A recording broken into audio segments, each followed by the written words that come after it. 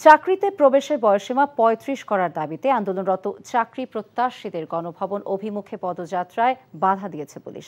এতে পুলিশের সাথে সংঘর্ষ হয় আন্দোলনকারীদের। এ সময় কয়েকজনকে আটক করা হয়। পরে আটককৃতদের মুক্তির আলটিমেটাম দেয় বিক্ষোভকারীরা। কায়কোবাদ মাহমুদের রিপোর্ট।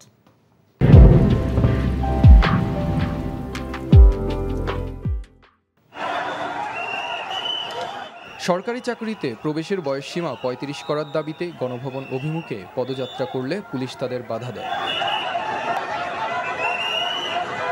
পরে রাজধানী শাহবাগ মোড় অবরোধ করে বিক্ষোভকারীরা। এতে তীব্র যানজটের সৃষ্টি হয়। এ সময় পুলিশ লাঠিচার্জ করে আন্দোলনকারীদের সরিয়ে দেয়।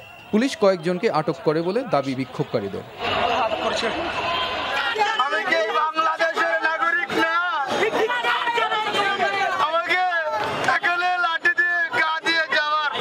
এই আন্দোলনের জন্য শাহবাগে গিয়েছিলাম। পুলিশ অতর্কিতভাবে পিছন থেকে আমাদেরকে হামলা করেছে এবং আমাদের ৩০ জনকে আহত করেছে, ৩০ থেকে ৪০ জনের মতো। আমাদের প্রায় ১৪ জন শিক্ষার্থী এই শাহবাগ থানায় আটক রয়েছেন। এর মধ্যে অনেক পাবলিক বিশ্ববিদ্যালয়ের শিক্ষার্থী রয়েছে এবং ঢাকা বিশ্ববিদ্যালয়ের একজন শিক্ষার্থী রয়েছে। ২৭ বছর ২৫ বছর বয়স পর্যন্ত সার্টিফিকেট অর্জন। এই সার্টিফিকেট মাত্র ৫ বছরের জন্য ৩ বছরের জন্য শেষ হবে, এটা যৌক্তিক নয়। পরে সংবাদ সম্মেলন করে আটককৃতদের মুক্তি দাবি করা হয়।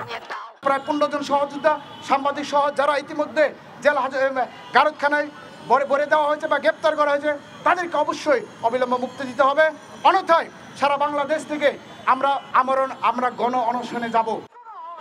এর আগে ঢাকা বিশ্ববিদ্যালয় সহ বিভিন্ন বিশ্ববিদ্যালয় থেকে আগত শিক্ষার্থীরা ঢাকা বিশ্ববিদ্যালয়ের রাজু ভাস্কর্যের পাদদেশে জড়ো হয়।